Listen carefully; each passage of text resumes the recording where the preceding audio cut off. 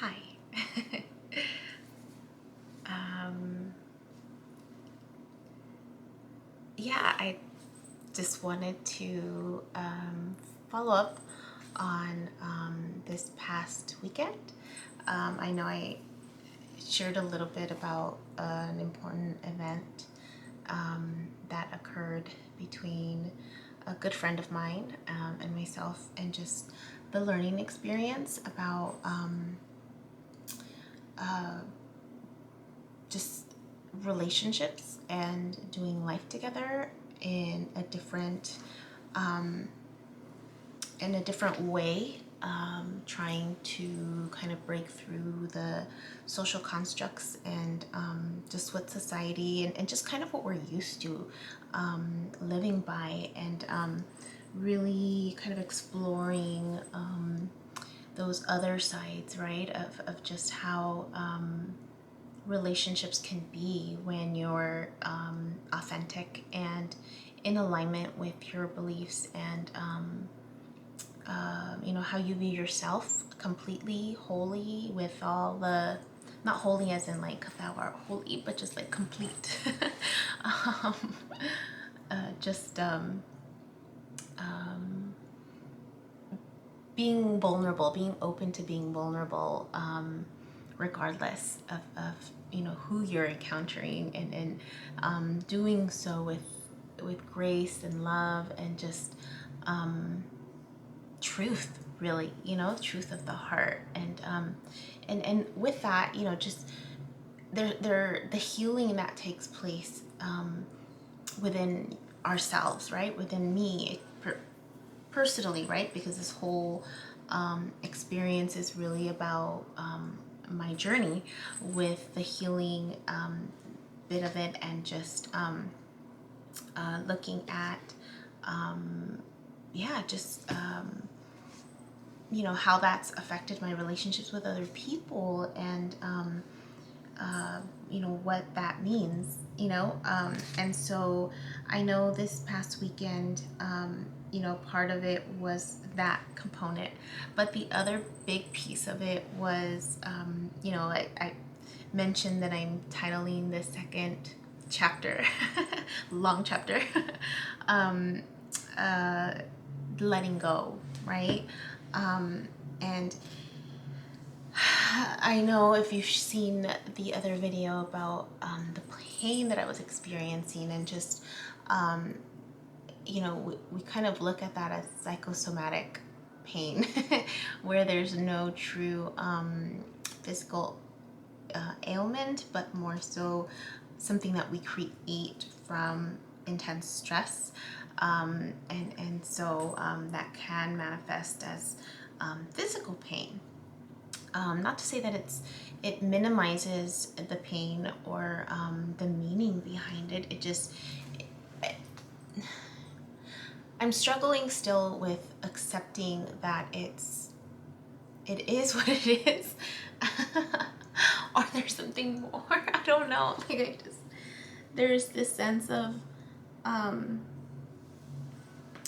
just I'm really struggling with the spiritual aspect of it right now. I am. So I think that this could be just part of the learning process, where you're, if I had to sum it up, it's,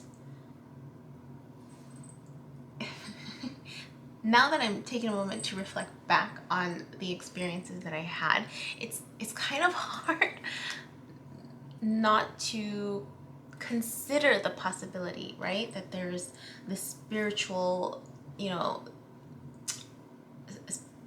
aspect, this higher, being, God aspect of our lives that we don't understand, that really plays a role in our day-to-day life.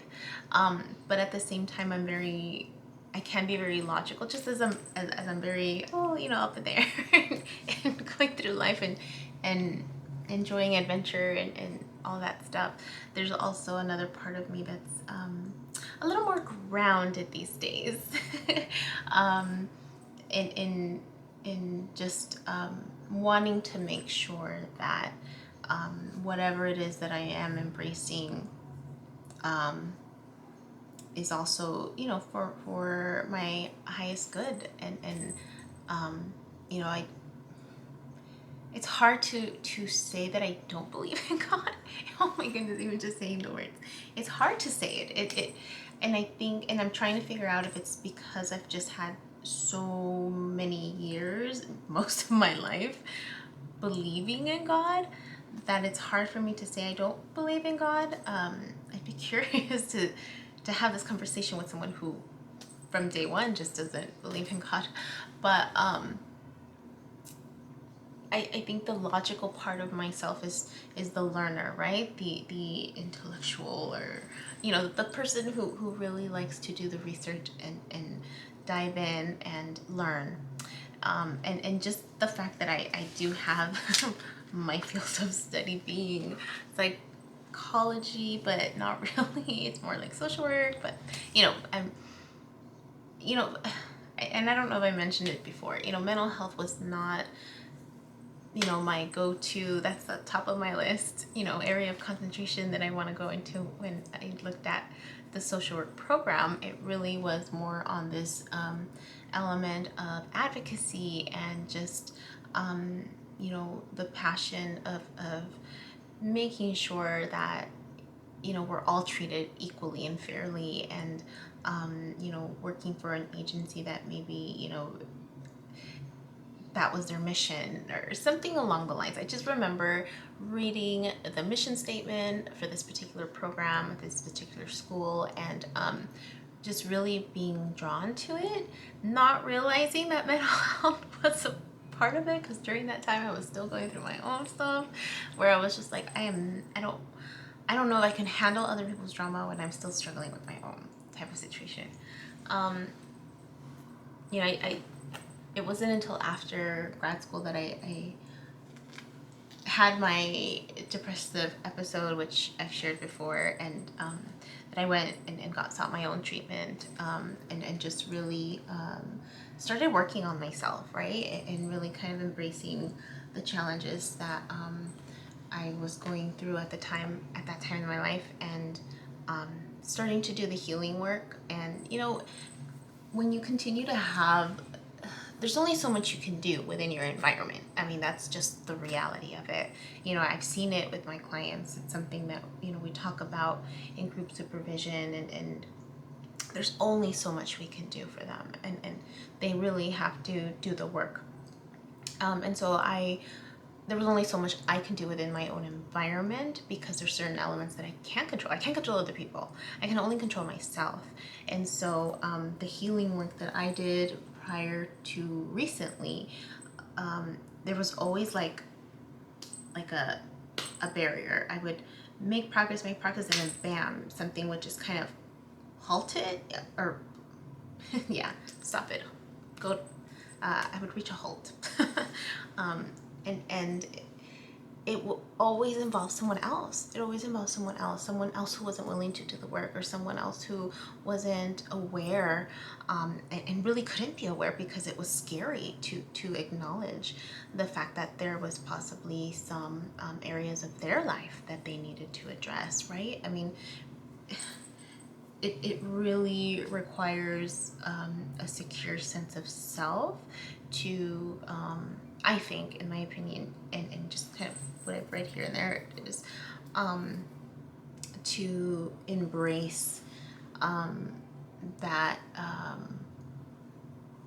maybe not a complete strong sense of self, but just in an environment that's conducive to exploring that side, right? You can be in a supportive environment where opening up and being vulnerable, it just lends itself to being able to do that. And so, anyways, mental health was not the top of my list. But then after grad school, there was nothing else. There was, all the jobs were in mental health, and I hadn't, I had focused. My concentration was general health. I interned in a hospital, did a hospital social work, and I happened, my second year placement, or my first year placement actually, was family therapy and short-term family therapy, which was really difficult for me. There was so much countertransference. Um, and I mean, I did it, and I was okay at it. But yeah, I really believed it wasn't for me. The universe works in mysterious ways, because that was the only type of job after grad school. Of course, I needed to pay my my student loans, which were like a house and a car in itself. So I had to jump into it, um, and it happened to be in an intensive program where, you know, when they say like you get thrown into the deep end and you just kind of have to swim and figure out how to swim. That's how it felt. That's really how it felt. So a lot of the foundational books or courses that I took the foundational courses. How much of it I paid attention to? Enough to get by. Um, and again, like I mentioned before, it's with practice and with good guidance and supervision. But even looking back at some of the books, I have one right here with me. This one was actually an undergrad. It's Theory and Practice of Counseling and Psychotherapy by Professor Corey, and I actually took his course at Cal State Fullerton back in the day. So it was a really great course. This was actually part of a human services minor, and that's kind of what got me interested to go in that route, just because it was really interesting. But anyways, so when it talks about theories and stuff like that, I still consider myself a learner, only because after doing clinical work, you tend to gravitate to what you're comfortable with and what you know, and depending on your population too. So we work with children, and so a lot of what we do is like play therapy, and with the older children, you might be able to incorporate more of the cognitive behavioral therapy, solution focused therapy, because of the setting. Also, we don't provide that out. The general outpatient treatment, it is really school-based and short-term. And so, some of these theories we often overlook, really. And so I'm looking through some of my old books, and so I come across Gestalt therapy, which, as I was looking through it, I mean, I kid you not, it's like I'm reading about this whole spiritual awakening type of thing. It's just worded differently, as well as Jungian psychoanalysis, and similar concepts, similar themes, and I mean, we're talking Carl Jung was like back in the day with Freud, and then here as well, this was 1940s. So it's just I don't know. It's stuff like this where I'm just like, is it really a spiritual awakening? But then I look at some of the other experiences with the individuals that I've had in my life, and I'm just like, what else is going to explain this whole twin flame phenomenon or whatever, right? But anyways, Gestalt therapy, for those of you that don't know what it is, it really is an approach about understanding ourselves in the context of our relationships within our environment, right? Connection with our relationships within the environment, and so there's different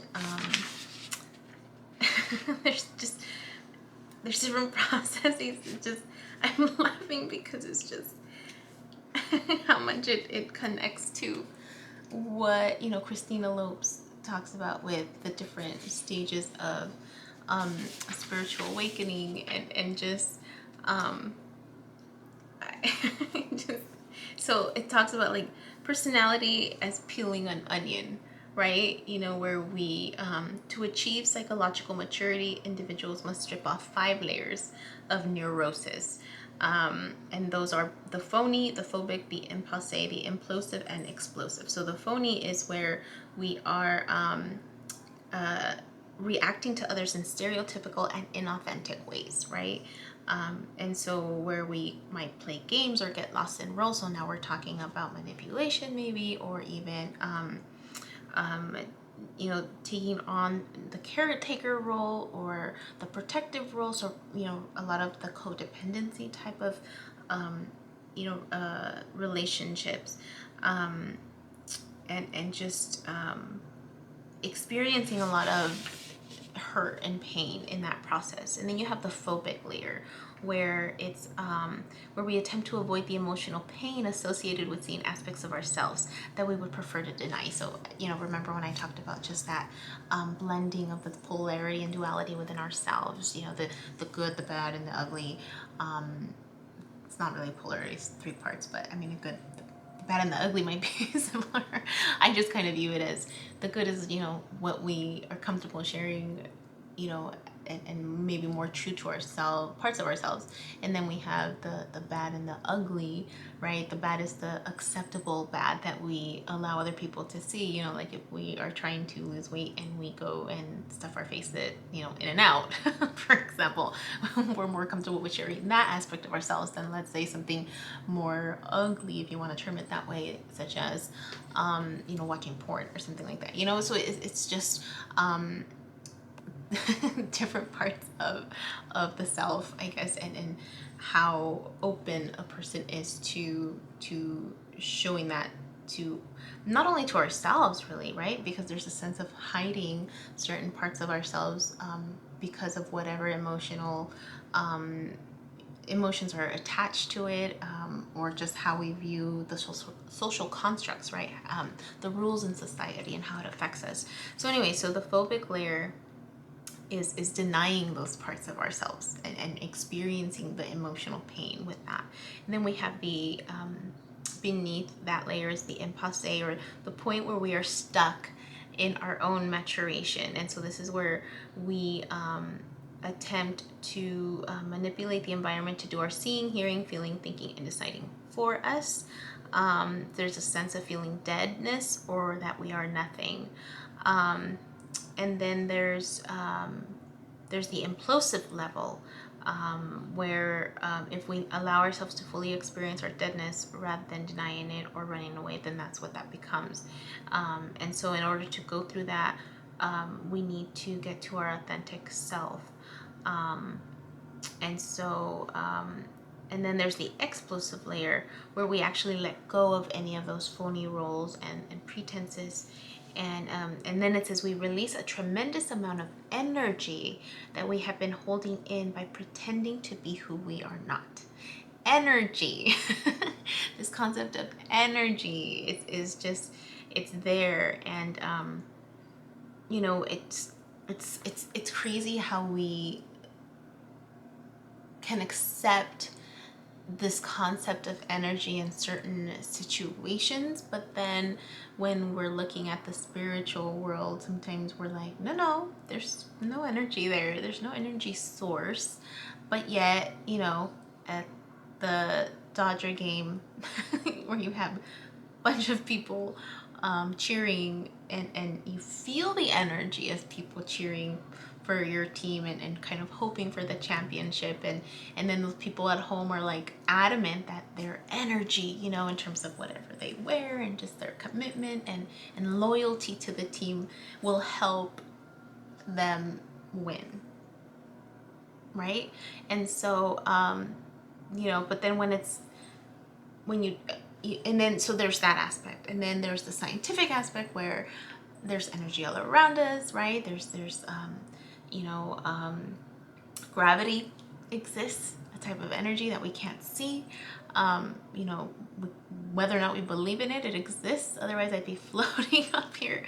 But then when it comes to spirituality, the idea of energy being captured there is questioned. Go figure. So, So yeah, so it was just, mind blowing to kind of see how things are written out. And and then there's just like other things that just continue to connect with this concept of spirituality, or spiritual awakening. And it's just mind-blowing, I think, right? I mean, and the kind of work that is done to help these clients, really just become more aware of themselves, the different parts of themselves, and being able to function and live in the present, right? So there's that aspect. And then the union, therapy, I guess, there's more of that also, transformation, right? Whereby the personal, what was it? Was it? Um, Things are brought to the consciousness through dreams, or active imagination, free association, and it's a natural process necessary for the integration of the psyche. And it has a holistic healing effect on the person, both mentally and physically. And there's different stages. The stages are, you start with the persona, then you go with the ego, then you go with the shadow. And then there's these different phases of the prior to the final stage is, where there's the animus for male, female, and then the wise old man, wise old woman, spiritual archetypes, for before arriving to the self. I hope I explained that right, because I couldn't find Jungian in actually my books that I had, and so I had to kind of look it up. But anyways, Jungian also talks about the synchronicities, and I think Carl Jung, I had mentioned that before, and it's really interesting because I was looking at some of the information that I found. And so synchronicities are the events of meaningful coincidences, if they occur with no casual relationship, yet seem to be meaningfully related. And so I talked about me seeing the multiple numbers back to back, especially last week with the build-up of just, where it was literally, I noticed the pattern of the like 212, or 535, right? This specific pattern, that differed from what I was used to seeing, like the 222s, 1111, 1010s, and it was an all day consistent pattern. I had no idea what it meant, and then the following day I realized it seems like it could be referencing balance, right? It made sense to me at that point in time. And then that buildup of that emotional, whatever that was that I experienced, where, actually, no, I know what it's called, because my friend used the term this weekend, download. Apparently it's called a download when, I experience something like that. I receive a message, not in the typical way, more like, I don't know if intuitively would count, or if it's just something more internal that I was given, by guides. And I remember that daily, or morning, message where they said I was going to receive a message that day. And I literally thought someone was going to come to my door. So I made an effort to stay home that day. Afterwards, after all that emotional event, I actually stayed home, and was still kind of waiting on a message that never came. And then realizing afterwards, that was the message. And so he termed it download. That's apparently what I guess people refer to it as, and I didn't look that part up. But anyways, so after that event, right, that was so emotional, the balance, pattern, kind of went away. And so then I thought, well, it has to be related to something coming my way, maybe, or, I don't know. I mean, that was the first thing. So this weekend, my focus was really on letting go, having fun. I had experienced those physical ailments. My good friend came over, and it was just such a fun weekend to explore other parts of this journey, this process, and kind of work on those side projects. And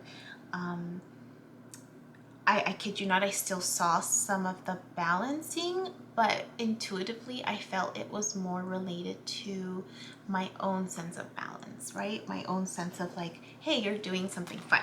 You are kind of staying away from this learning, diving in, fixation type of thing, which I tend to do, and I mentioned that before. And I can cause myself to be under a lot of stress. And so I still saw a lot of, not a lot, but enough to where when we would talk about certain things, it would come up. And it was like light things that were just fun, or plans that we had that we were putting in motion. And so I was explaining to him that I kind of wanted to take a break from all of this. I kind of wanted to just take a step back and just kind of, let's kind of shelf this for a little bit and be present. Because a lot of what was going on that week, I was still struggling emotionally with letting go of, he who tugs at my heart, and just really, on top of other stuff too, and being pulled in different directions, but really embracing this living in the moment, appreciating the moment, being grateful for the moment, being present for the moment. And so I was letting go of listening to different guides for that reason, wanting to just focus on that day, the challenges for that day. And which reminds me of a post-it.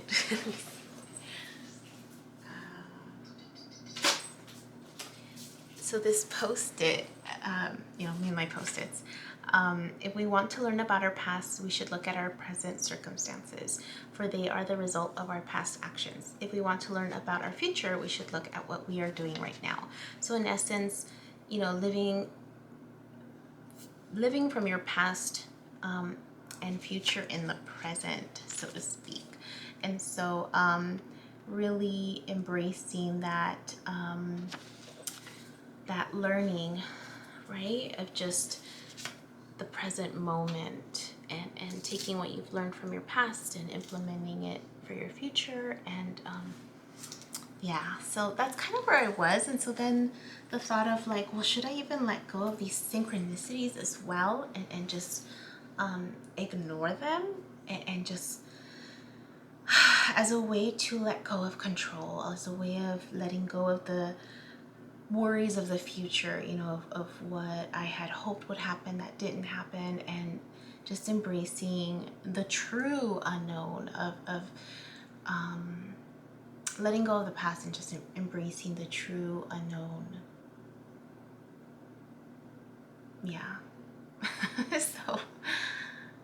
So I really contemplated letting go of the synchronicities. So with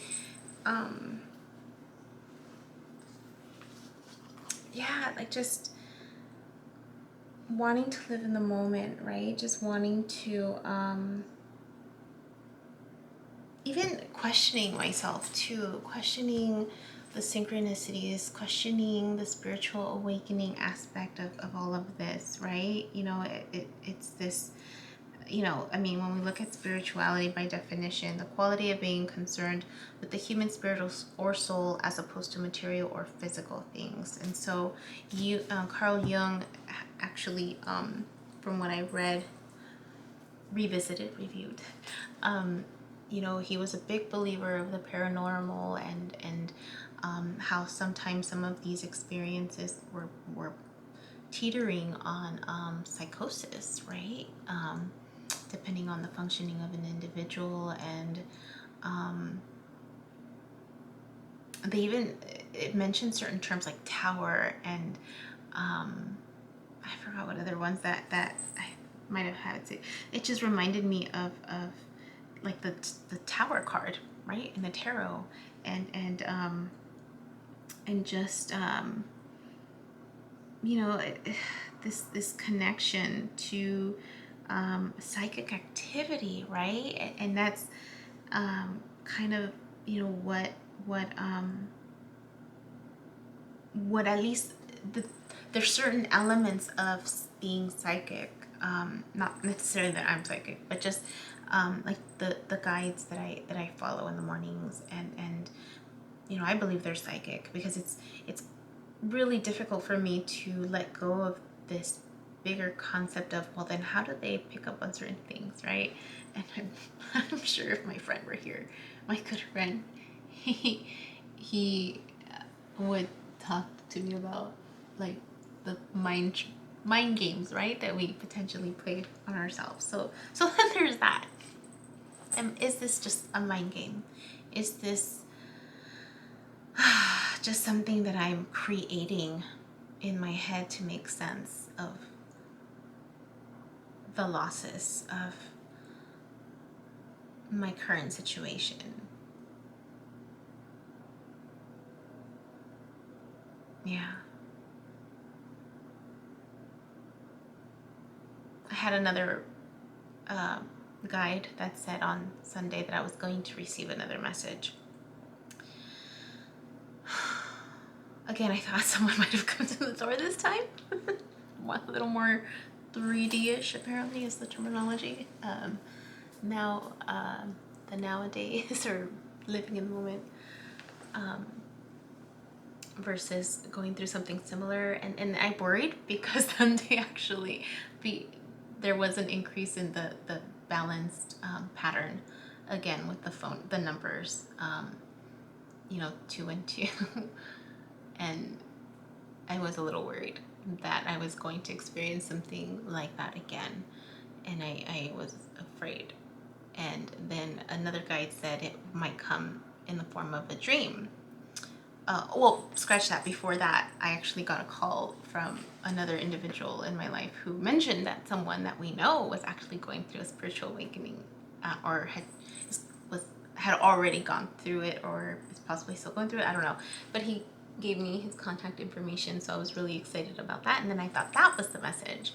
No, then the other guide said, oh, it might come to you in the form of a dream. So start, this was MJ, start writing down, start journaling your dreams or trying to sleep with the intention of remembering your dreams. So I was afraid to go to sleep last night for that reason. And I literally did put it out in the world, like, just don't make it scary. And I did have a crazy ass dream. Like, it was a crazy dream. I don't remember parts of it, but I do remember that not the balance pattern, but the other pattern that I am also seeing with the balance pattern, which is the 122, 522, 911, right? Where the last two numbers are consistent. That was addressed in my dream. And I just remember waking up and kind of feeling more at ease with whatever that could have been. I don't know if it was related to, oh my god, it's 3333 on the recording. But just the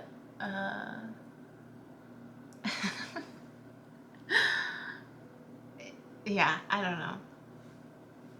know. So there's just a big part that I just want to let go. It's so exhausting. So today was a good day at work. I had a lot of good support, and learning, right, how to balance, do the work-life balance a little bit better. Learning from my clinicians. They're so amazing. They're so bright. They're so smart, and they're impacting the world in such a wonderful way. I'm so grateful and honored to be learning from them, and being able to work with them, and with our agency mission. And it's great to work at a place where you are already in service to others. It's a lot of work, but it's definitely worth it at the end. With that said, letting go of synchronicities. So after that message, the continuation of experiencing those synchronicities, it went down again. So I'm assuming that's a pattern where either I'm getting a download, a message of some type, or the sense that something is coming my way. It could be that. However, I still see the balance here and there, and it's often in the moment of me doing something that's a little more balanced. Like if I'm taking the time to, connect with family, it'll show up. Or if I'm taking some time to do a little bit of reading, or go on the Bumble app where I'm distracting myself. It it has shown up actually, and there's today in particular, I met someone else, and again, just it was different this time too. It felt comfortable and similar interest, with traveling and experiencing life, and I don't know what this individual's sign is. But there seemed to be a sincerity in their smile, and even in the conversation, it was nice, that I wasn't the only one sharing a lot and being authentic, that this other person was also being authentic and genuine, and the build up, there was a rush in the conversation and the flow, and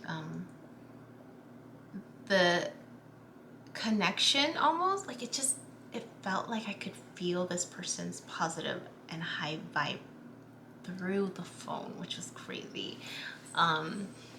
And then he ended it by asking me to join him in travel around the world. And so that I think the old UV would have been all, hell yeah, let's do this.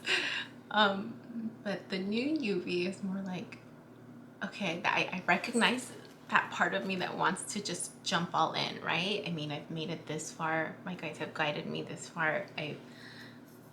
I'm in a much more balanced and aligned state of mind, I feel, just overall, despite the stress, despite all that stuff. I think just speaking my truth is really at the core of my vibe. And I learned from MJ that being in true alignment doesn't necessarily mean that you're happy peppy all the time, because that's just being fake, really. And so true alignment is when you're just honest, even if that means you're just having a crummy day, even if that means it's not a good day for you, whatever, you're angry or whatever, as long as you're in your true alignment, then that alone will put off high vibes. So if you're faking being happy, or if you're faking being angry, that's not being in true alignment. And so I feel like that was really important. But anyway, so there was this rush in the sense of having this communication with someone who knew what they wanted. I think that is what got me, was that this person knew what he wanted, and he went for it. And just, I want to do this with you. And will you travel? I don't remember. Will you travel the world or something like that? So that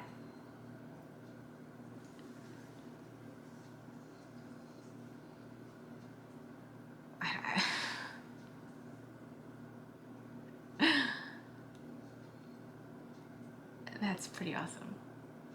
That's pretty awesome. To know that just by being my authentic self, like communicating and just being authentic with my goals, my dreams, my thoughts, my ideas, as naive or idealistic as they may sound, being in true alignment with myself is bringing these things to me, these people to me, these projects to me, this creativity to me, things that I missed having. And I'm excited. I feel like there's this renewed sense of excitement and just possibility. I think at the core, it's just possibilities of just what could be.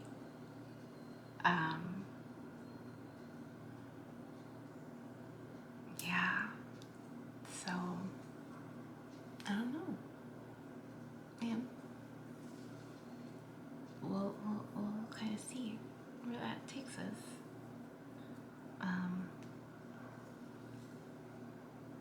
Yeah, we'll see. Nothing is set in stone, right? Could just be a friendship, but even that, like, that sounds like an amazing, cool friend, or at least to get to know. So, should I let go of these synchronicities? I did get a few of those while I was communicating with this person.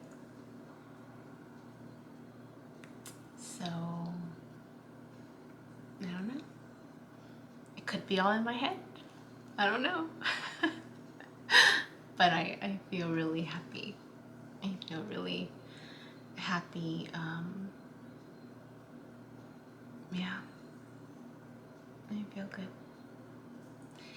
And it's not that there's someone that's interested, right? Because I spoke my truth as well. I wasn't lying about my intentions. I was honest about where I was in relationships. I was honest about how I was feeling, even how the old me would act and how the new me is kind of like, let's take it a step at a time, and how about instead of traveling the world, let's go for coffee. And even the acknowledgement of and being honest about, hey, you know what, I'm gonna be honest, there's more than one person that I'm talking to and connecting with on this app, and are you okay with that?